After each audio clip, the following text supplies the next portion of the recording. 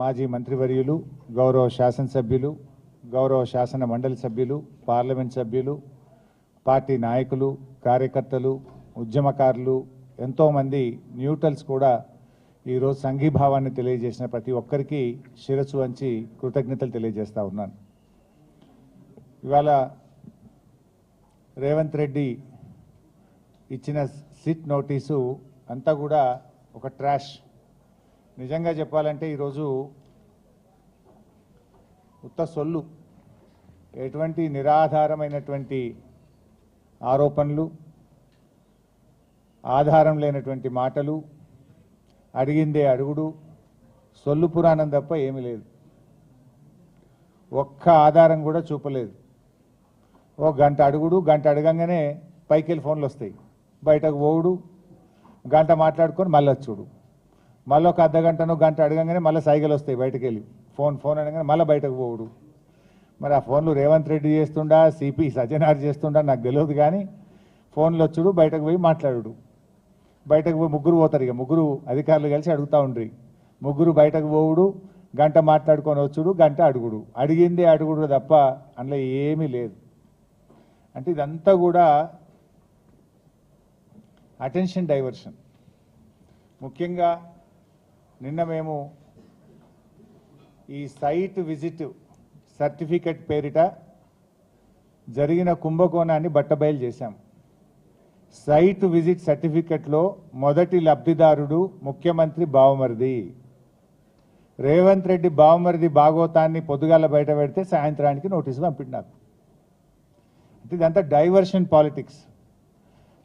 మేమేమడిగినాము? Sitting జడ్జితో విచారణ జరపండి అన్నాం.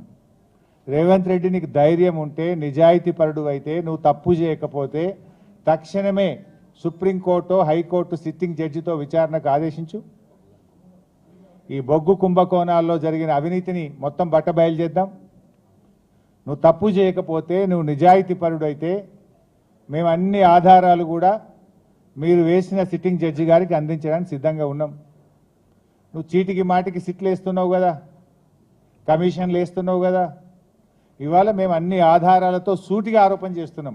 నీ బావమరిదే మొదటి లబ్ధిదారుడు, నీ బావమరిదే ఈ రింగుకు మొత్తం కింగ్ పిన్ను, నీ బావమరిదే ఈ సింగరేణిలో 1000 కోట్ల కుంభకోణానికి తెరలేపిండు. నువ్వు అంత నిజాయితీపరుడు అయితే, తప్పు చేయకపోతే కమాన్ సిట్టింగ్ జడ్జితో విచారణకు ఆదేశించు, మేము రుజువు చేస్తాం. ధైర్యం ఉంటే ఆదేశించు. అంటే మీ భాగోతాలు బయటపడ్డాయి. ఇవాళ ముఖ్యమంత్రి గారు, భట్టి గారు, కోమటిరెడ్డి గారి మధ్య వాటాల పంపకం మొత్తం రోడ్డు మీదకి వచ్చింది, ప్రజల్లో పడ్డది. టెండర్ల మీ పోరాటం, టెండర్లు నాకంటే నాకని మీరు కొట్లాడుకునేదంతా ప్రజలకు అర్థమైంది. దాని నుంచి డైవర్ట్ చేయడానికే ఈ సిట్టు, ఈ లట్టు పొట్టు, ఏదో చిల్లర నోటీసుల కథ పెట్టినావు నువ్వు. సరే, మాకు చట్టం మీద గౌరవం ఉంది, తప్పకుండా గౌరవిస్తాం, ఎన్నిసార్లు పిలిచినా హాజరవుతాం. మాకు ఉద్యమాల నుంచి వచ్చిన కార్యకర్తలం మేము. కేసీఆర్ గారి నాయకత్వంలో రాటుదేలిన బీఆర్ఎస్ బిడ్డలం, తెలంగాణ ఉద్యమ కన్న బిడ్డలం. ఉద్యమాలు, పోరాటాలు మాకు కొత్త కాదు, అక్రమ కేసులు అంతకంటే కొత్త కాదు, అరెస్టులు అనేటివి మాకు కొత్త కాదు. ఆనాడైనా కేసీఆర్ గారి నాయకత్వంలో వందలాది కేసులు పెట్టిన నిజాయితీగా తెలంగాణ ప్రజల పక్షాన కేసీఆర్ గారి నాయకత్వంలో పోరాడినాం.